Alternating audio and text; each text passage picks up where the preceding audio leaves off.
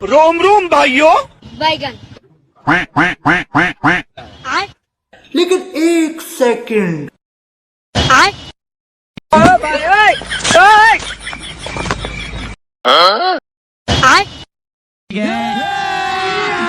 अभी मजा आएगा ना भिड़ो। মালিক আছেন নাকি বাড়ি? কে? এনে নামের কারেন্টের বিল।